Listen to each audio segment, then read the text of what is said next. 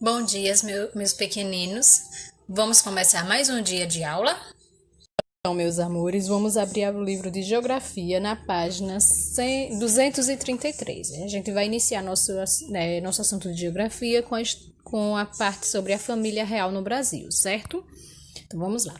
Em 1807, o imperador francês Napoleão Bonaparte ele invadiu Portugal com tropas.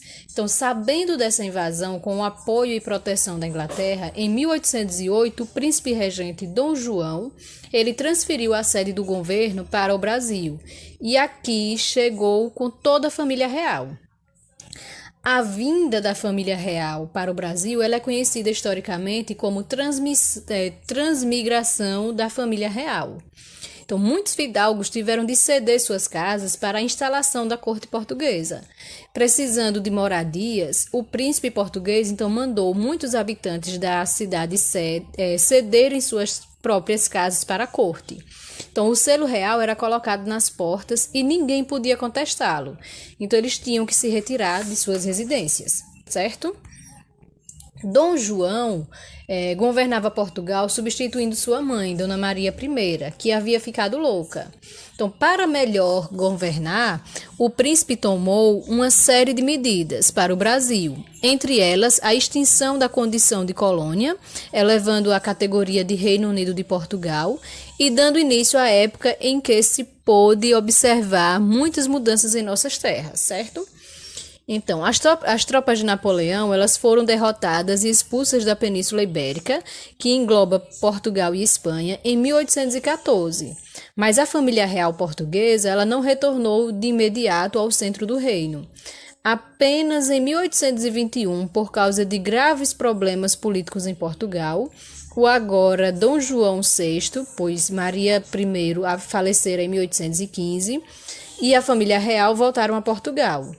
Assim acontecendo, deixou aqui no Brasil seu filho Dom Pedro como príncipe regente. E a história tomou novos rumos com a partida da família real, iniciando o período do Brasil Império, poucos anos depois do retorno de Dom João VI a Portugal, certo? A gente tem algumas curiosidades aqui, ó. Napoleão Bonaparte, ele resolveu tomar uma medida autoritária ao divulgar o chamado bloqueio continental. O que era o bloqueio continental? Ele estabelecia que todos os portos da Europa deveriam fechar suas tropas para as embarcações inglesas, ou seja, nenhum tipo de comércio poderia ser feito com os ingleses. Então, Portugal dependia dos produtos industrializados dos ingleses e furou o bloqueio. Então, e por quê? Porque eles estavam endividados com a Inglaterra. Então, Napoleão, irritado, invadiu Portugal. A corte portuguesa, receosa com essa invasão, fugiu para o Brasil levando toda a família real. Entre as mudanças que ocorreram com a vinda da família real para o Brasil, destacam-se 9 das principais, que foi quem?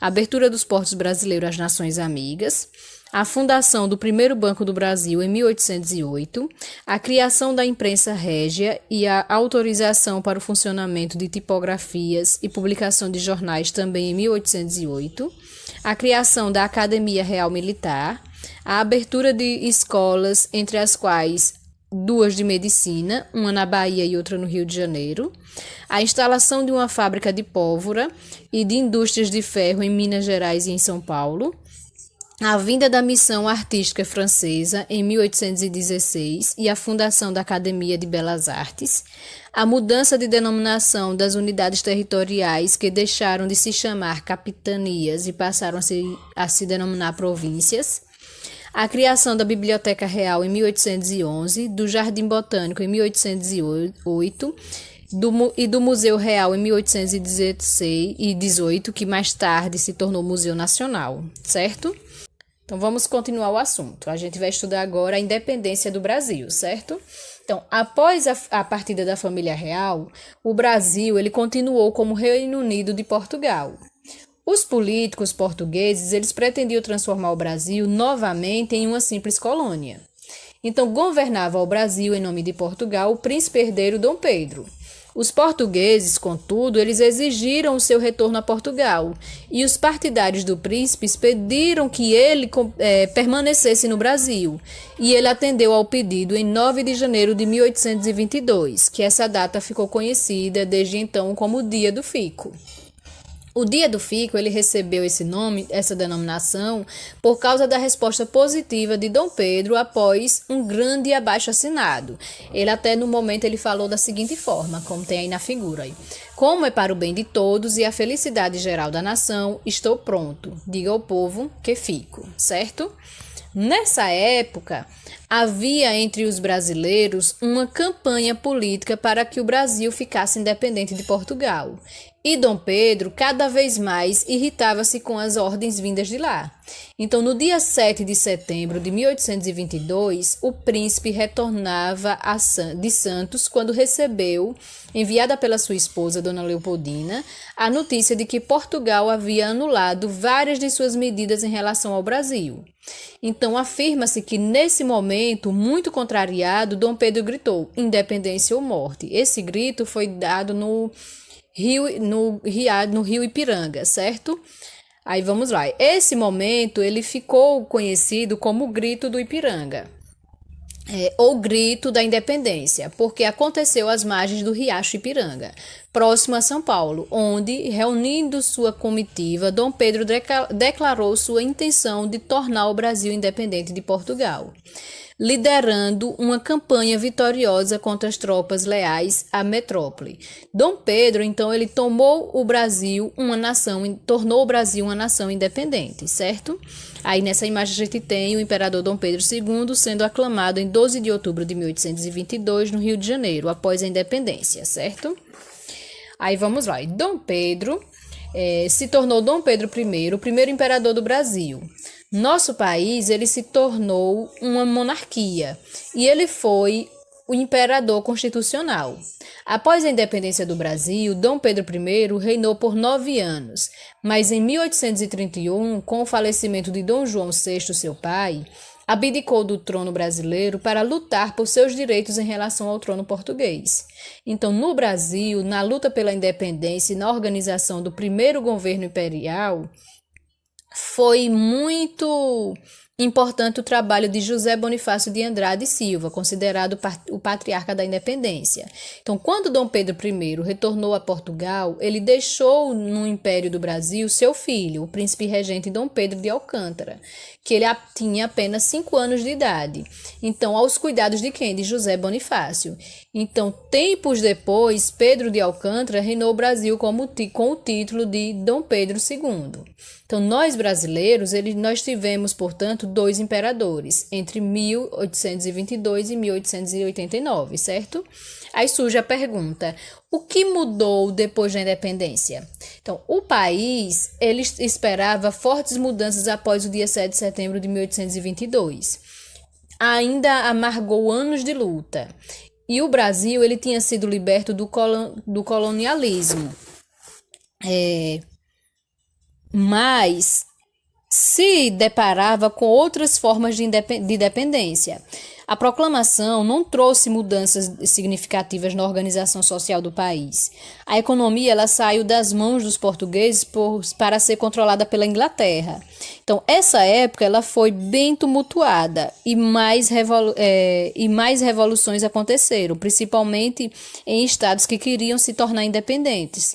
Então, só muito depois, o movimento republicano ganhou força. E no dia 15 de novembro de 1889, o Marechal Deodoro da Fonseca deu o golpe em Dom Pedro II e proclamou a República e se tornou o primeiro presidente do Brasil. Tem aí, a imigração. Então, para se entender o que é imigração, é preciso compreender o que é migração. Então, o que é migração? Migração é o deslocamento de pessoas de um país ou região para outro lugar. Então, falando-se de um povo ou grande quantidade de gente, podemos dizer o quê? Que se trata de um movimento migratório. Então, quando passamos a residir em terras estranhas, que não é a nossa terra natal, a gente somos chamados de quê? De imigrante. Então, quando deixamos nossa casa natal e tornamos-nos quando a gente deixa a nossa casa natal, a gente é chamado de emigrante, certo? Então, vocês já pararam para pensar de onde veio sua família? Sempre moraram na mesma cidade que vocês habitam? Será que um parente antigo não veio de outro estado ou até mesmo de outra nação? Será que estes antepassados ou familiares vivos há migrantes? Talvez você mesmo possa ser um migrante. Então, chama-se de migrante qualquer pessoa que se mudou de onde nasceu para outro lugar, seja de cidade para cidade, estado ou até mesmo país. Então, o movimento migratório no Brasil, ele aconteceu a partir do governo português da colônia, que foi em 1808, que foi permitida a concessão de terras para estrangeiros que desejassem se instalar no país. Então, o governo precisava de pessoas para trabalhar nas lavouras. Então, assim, pessoas de muitas nacionalidades também migraram para o Brasil, como italianos e portugueses. Então, a tentativa prosperou pela percepção de que a escravidão no Brasil não duraria para sempre. Então, o próprio imperador tratou de incentivar a imigração europeia, promovendo propagandas na Europa com promessas de trabalho, terras e oportunidades de enriquecimento. Então, 10 anos depois, chegaram mais imigrantes, 100 famílias da Suíça que se instalaram na Nova Friburgo, no Rio de Janeiro, e o objetivo do governo era povoar o Brasil, que era explorado principalmente na região sul. Então, no período imperial, quando reinava Dom Pedro II, entre 1850 e 1870, muitos europeus imigraram para o Brasil na esperança de enriquecer as fazendas de café. De enriquecer nas fazendas de café, certo? Então, com o objetivo de trabalhar aqui, chegaram alemães, suíços, belgas, estimulados pelo senador Vergueiro. Mas o sistema de parceria em torno do lucro não deu certo.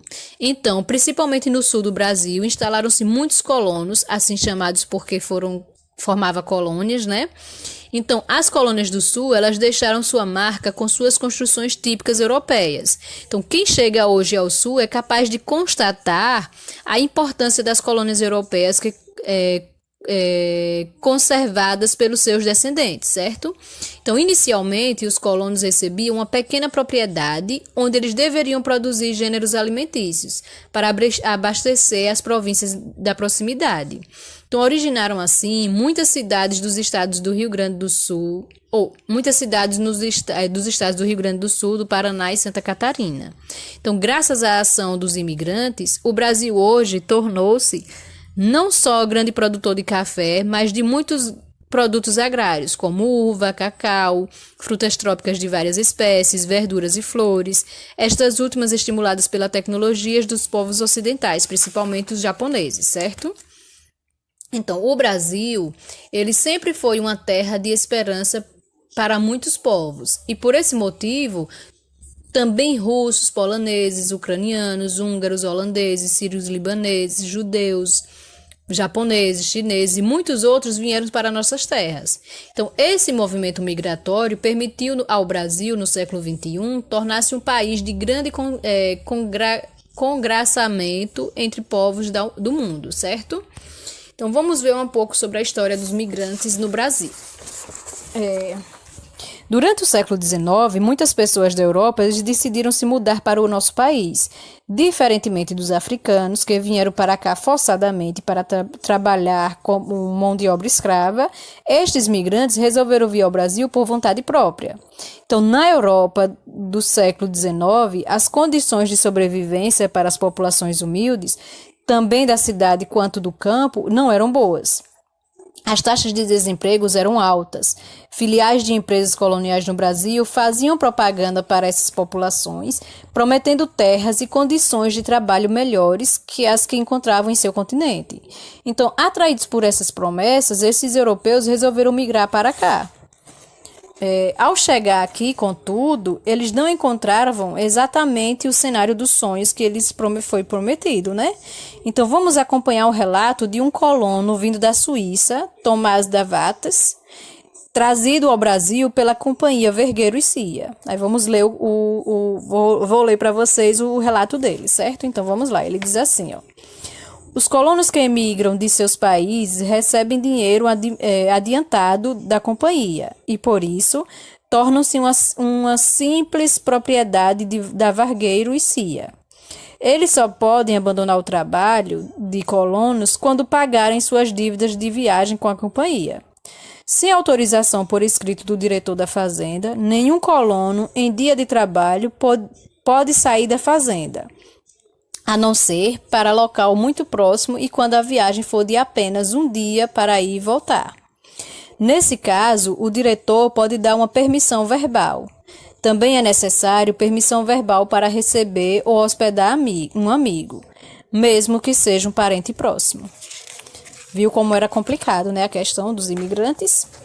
Então, esse colono, Tomás Davatz, ele liderou colonos em ações que protestavam contra os maltratos que sofriam na fazenda em que trabalhava, em São Paulo.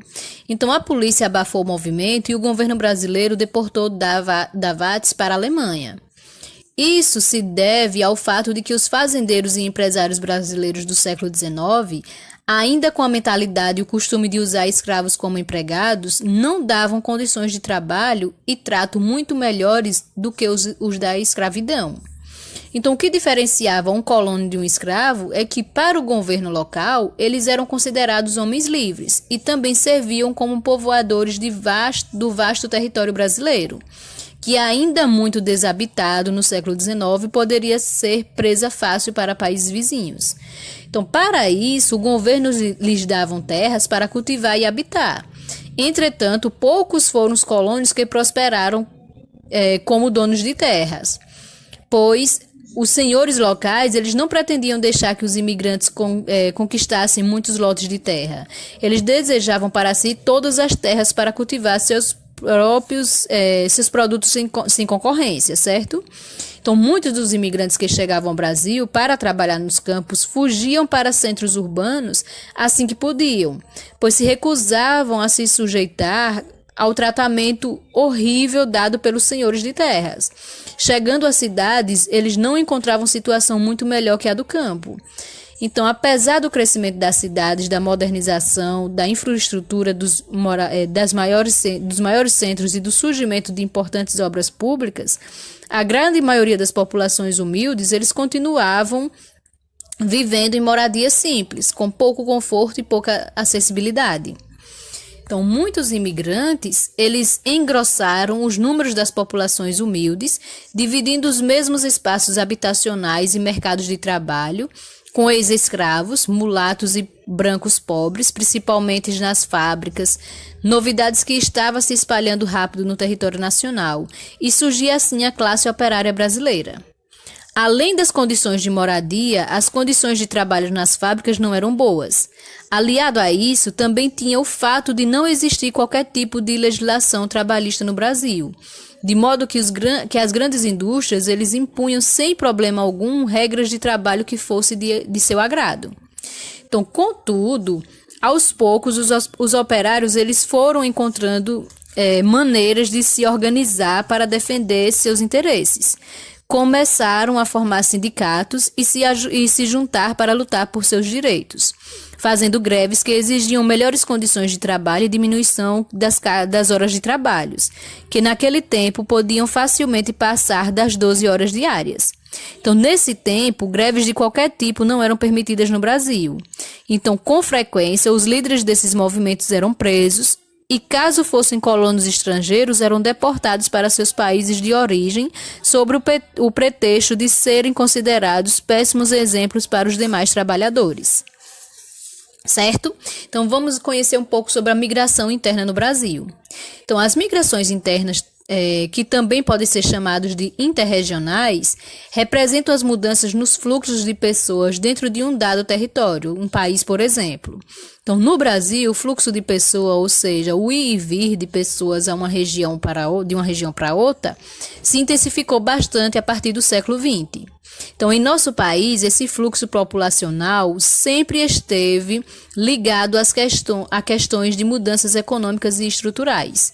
Então, esse processo de migração interna era pouco difundido no Brasil, uma vez que, até recentemente, nosso sistema de transporte era defasado e a infraestrutura de estradas e ferrovias não dava conta de grandes fluxos. Então, os principais pontos de partida das migrações no nosso país, nos últimos tempos, foram o Nordeste e o Norte de Minas Gerais. Então, ambos partindo para as grandes metrópoles das regiões Sul e Sudeste, como Rio de Janeiro, São Paulo e Campinas. Então, esse fluxo de pessoas data do final do século XIX, mas com o avanço do século XX. Então, ganhou força graças ao declínio econômico do Nordeste e à industrialização do Sudeste. Certo? Então, aí a gente tem um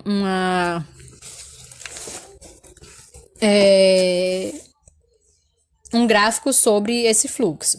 Então, esse fluxo ele ainda existe, mas perdeu força a partir da década de 80, se vocês observarem aí, ó.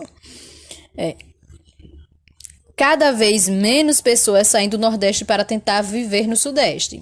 Então, essa mudança se deve ao fato de o Nordeste estar apresentando crescimento econômico e industrialização, aliado ao fato de as indústrias estarem saindo do polo sudeste em direção ao interior da nação. Então, uma mudança recente na demografia brasileira mostra que a região norte e centro-oeste do nosso país estão ganhando um papel de maior evidência desde a década de 1970. Nos dias de hoje, o maior fluxo de população aponta que a região do Amazonas e o centro-oeste do Brasil, certo? Então, devemos lembrar que, apesar desse fluxo, essas regiões não recebem migrantes na mesma velocidade em que o Sudeste recebeu até os anos 80. Então, levantamentos feitos pelo IBGE mostram o quê? Que a migração interna caiu cerca de 37% apenas nos últimos 15 anos. Ou seja, se a migração interna é motivada pelas condições de vida, ofertas de emprego e industrialização, o Brasil, então, está alcançando níveis que tornam viáveis a estabilidade das populações dentro de suas regiões de origem, certo? Então, meus amores, por hoje... E hoje vamos estudar desenvolvimento socioeconômico, certo? Então, durante o reinado de Dom Pedro II, o Brasil ele experimentou mudanças importantes em sua sociedade e economia. Em 1850, nossa população era de aproximadamente 8 milhões de habitantes. E quando foi realizado o primeiro recenseamento, em 1872, éramos 9.930.478 habitantes. Percebe-se, então, que esse crescimento se deu pelo nascimento também dos descendentes dos imigrantes, certo? Não havia centros urbanos tão populosos como hoje. As zonas rurais eram mais importantes economicamente. Aí a gente tem uma foto de Recife, do Rio de Janeiro e Salvador, certo? Então, desenvolviam-se as culturas do café e da cana-do-açúcar. Naquela época, os centros urbanos mais importantes eram as cidades do Rio de Janeiro, que era a capital do Brasil, que foi a capital do Brasil de 1763 até 1960, do Recife e de Salvador, por serem portuárias, ou seja, por possuírem portos. Então, elas faziam parte das rotas de transações comerciais de importação e exportação. Nesse tempo, iniciava-se então o quê? As transformações das cidades brasileiras, como a instalação de iluminação pública, a gás, redes de água e esgoto, a melhoria na comunicação, entre outras. Essa procura por novos serviços fez a capital circular com mais velocidade, então deixando de ser exclusivamente voltado para as lavouras, como era antes. Então, a cidade do Rio de Janeiro, ela cresceu bastante graças ao comércio, principalmente no final do século XIX, que foi quando a cidade de São Paulo também cresceu muito, graças ao progresso da cultura do café e à chegada dos imigrantes. É importante lembrar que um fato ocorrido no reinado de Dom Pedro II, que foi o quê? A boa parte do capital, que antes utilizada na compra de escravos, foi aplicada em outras atividades econômicas, como importação de máquinas para a melhoria da produção agrícola, do café, que no caso era a produção do café, do açúcar, da erva mate e das manufaturas, que eram os tecidos. Houve uma política de substituição de importações, procurando produzir aqui o que antes era importado da Inglaterra. Então, muito influente nesse desenvolvimento durante o Império de Dom Pedro II foi e Irineu Evangelista de Souza, que pelo seu empenho ele recebeu o título nobre de Barão de Mauá. Ele foi o mais destacado brasileiro a investir em novas atividades econômicas, desenvolvendo, entre outras coisas, o transporte, a parte dos transportes. Ele criou a primeira ferrovia no Brasil, ligando Petrópolis ao Rio de Janeiro, que foi inaugurada em 1854, e a Companhia de Navegações a Vapor no Rio Amazonas. Com relação aos serviços, ele foi sócio da empresa de iluminação pública no Rio de Janeiro e responsável pela instalação do cabo submarino, facilitando a comunicação com a Europa em 1874. Criou também no Rio de Janeiro um estabelecimento para montagem de navios a vapor. As peças eram trazidas na Inglaterra, eram produzidas na Inglaterra e exportadas e montadas no Brasil. Então, o Barão de Mauá ele foi muito importante na época do Império e suas ações contribuíram imensamente para que os europeus montassem aqui suas indústrias. Entre elas, as que mais prosperavam eram as indústrias têxteis, que transformavam a matéria-prima, que no caso o algodão e a lã, em fios e tecidos, certo? Uma curiosidade que a gente tem é com relação ao nome Gari, que veio do nome Gari Company, que era a companhia inglesa responsável pela limpeza pública no Rio de Janeiro no começo do século XX, a abolição da escravidão. Então, a gente falou que no início dos nossos estudos sobre o trabalho escravo no Brasil, pois muitos anos se passavam e permanecia essa condição subhumana, que gerava compadecimento e vergonha a muitos brasileiros. Então, durante todo o período do reinado de Dom Pedro II, desejava-se conquistar a liberdade dos escravos, e para isso era importante e influente a posição dos escritores, poetas, jornalistas e políticos. O movimento abolicionista forçou várias leis contra a escravidão, como a Lei Eusébio de Queiroz, que proibia o tráfico de escravos vindos da África, a Lei do Sexagenário, que libertava os escravos com mais de 65 anos, e a Lei do Ventre Livre, que libertava os filhos nascidos de escravos. Então, isso fazia crescer os ânimos de muitos brasileiros, que a essa altura já desejavam mudar a forma de governo no Brasil. Nosso imperador Dom Pedro II, por motivo de viagem, deixou reinando em seu lugar sua filha Isabel. Pela descendência imperial, ela seria substituta do pai. Então, a princesa Isabel finalmente assinou a Lei Áurea, dando liberdade a todos os escravos existentes no Brasil.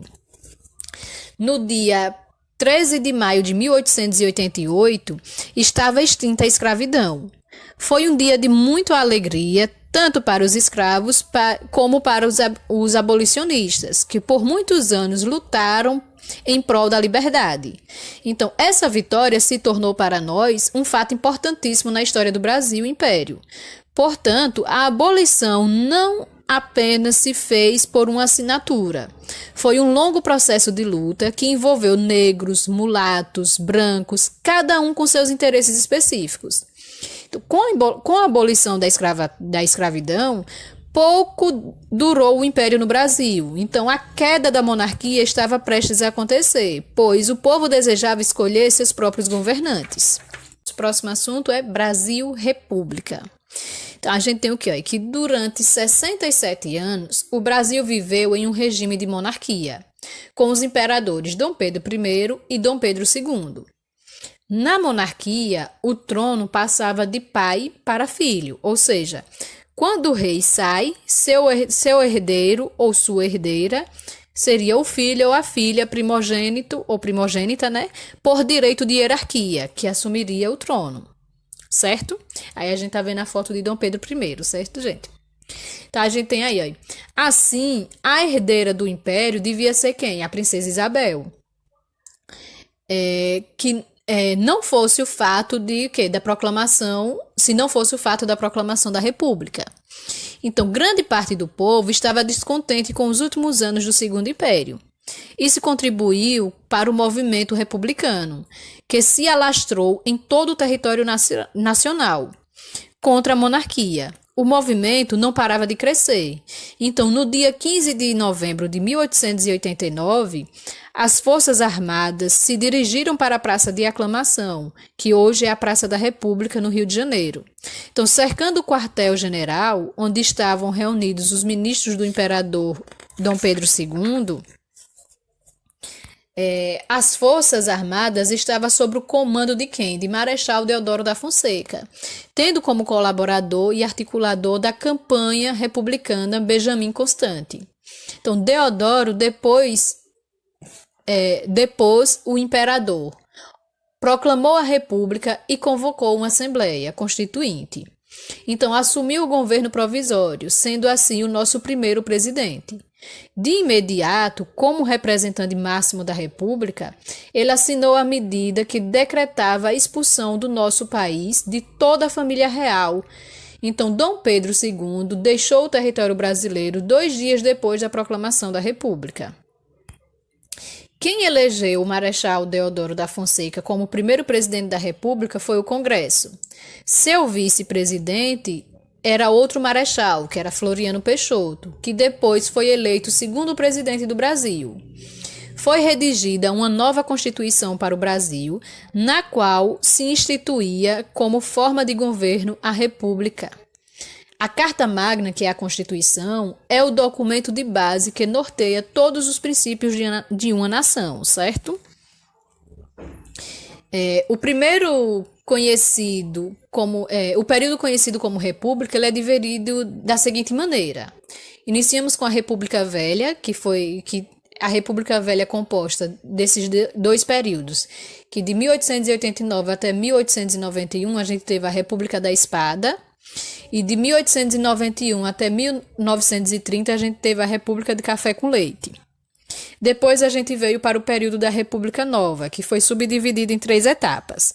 De 1930 até 1945 a gente tem aí a Era Vargas. De 1946 até 1964 a República Populista. De 1964 até 1985 a ditadura militar. E o último período, que é a Nova República, que foi de 1985 até os dias de hoje, certo? Então, quando um presidente governa por meio de uma ditadura, a liberdade dos cidadãos é bastante limitada. Geralmente não há eleição e manifestações são proibidas. Então, as ditaduras são violentas, perseguem as pessoas com exílio, prisão e, às vezes, tortura e morte. Então, meus amores, vocês vão pegar o livro de História na página 281. A gente vai estudar a comunicação e a história, certo? Então, vamos lá. Historicamente, o ser humano ele é um ser que se desenvolveu e se organizou em sociedade. Então, essa organização só foi possível graças à coesão de pensamento permitida pela comunicação.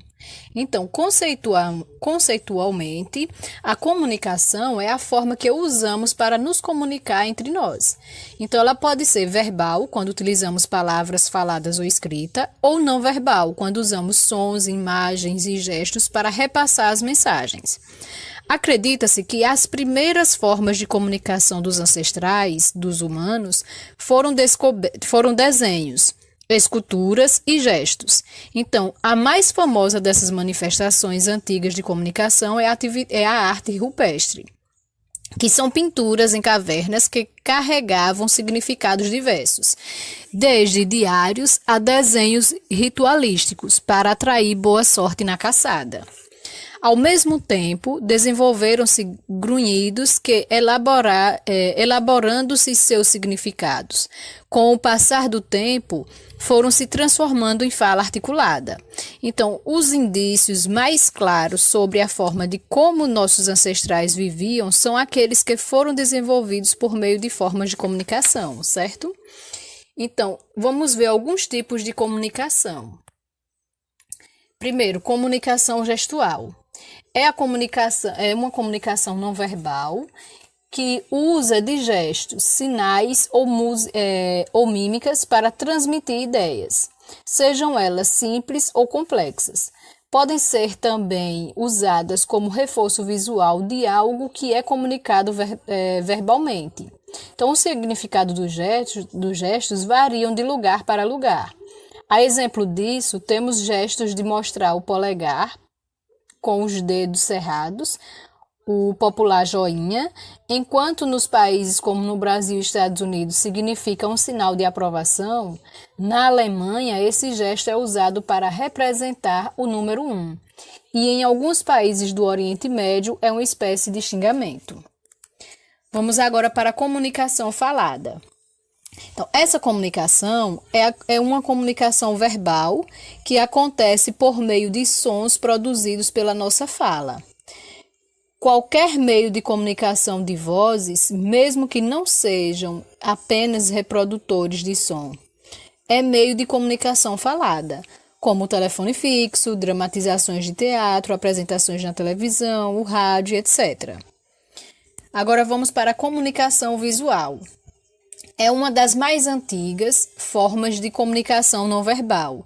Acontece por meio de símbolos, desenhos ou imagens, por exemplo, uma foto de família, além de uma forma de manter uma memória, é uma forma de comunicação. Então, através dessa imagem, podemos lembrar onde aconteceu, quem estava presente naquele momento, o que as pessoas estavam falando, fazendo e etc. Outra forma de comunicação é a comunicação escrita. Ela é uma comunicação verbal que acontece por meio de símbolos que representam fonemas, que são os sons que fazemos quando falamos. A forma de se escrever é definida culturalmente, o que quer dizer que não existe uma única forma de se escrever no mundo, seja nos símbolos das letras como na forma de escrever. Em alguns países orientais, por exemplo, se escreve e se lê da direita para a esquerda. Às vezes, até em países que usam os mesmos tipos de letras e idiomas, acontecem certas diferenças. No Brasil, por exemplo, o transporte que chamamos de trem, em Portugal é chamado de comboio. E esteira rolante se chama tapete rolante. Certo? Outro tipo de comunicação é a comunicação virtual. Ela é um dos tipos mais novos de comunicação. Acontece em dispositivos eletrônicos, geralmente conectados entre si pela internet, como em aplicativos de comunicação em smartphones, computadores, mensagens de SMS, por celulares, etc. Engloba vários tipos de comunicação, como escrita, no SMS e mensagem de chat, não verbal, como as conferências em vídeo, e falada, como as mensagens de áudio enviadas por chat. Então, com os avanços tecnológicos, a vida da humanidade é bastante facilitada. A internet e os modernos aparelhos celulares nos permitem a comunicação com pessoas que estão até mesmo do outro lado do planeta, em tempo real, com bastante comodidade. A informática é a principal responsável por esses avanços na comunicação. Graças aos seus avanços, as distâncias são estreitadas e as pesquisas aceleradas. Entretanto, nem todas as pessoas têm acesso a essas tecnologias. Ainda é bastante comum ver alguns locais sem acesso à internet ou até mesmo energia elétrica. Isso faz com que o desenvolvimento tecnológico seja desigual, de modo que algumas regiões do mundo ficam mais avançadas e outras permanecem sem mudanças significantes. Isso não quer dizer que um modo de vida pouco dependente de tecnologias seja inferior, mas sim que, por conta dessa distribuição desigual de tecnologias, as pessoas que não estão inseridas no meio tecnológico podem ser excluídas de melhorias significantes em seus modos de vida, certo? Gente, agora a nossa aula de história é só isso, certo? É só esse conteúdo. Aí vocês vão fazer a atividade proposta aí no Classroom e na agenda. Estarei aqui à disposição para tirar dúvidas de vocês. Qualquer coisa, é só perguntar, certo? Super beijo e bons estudos.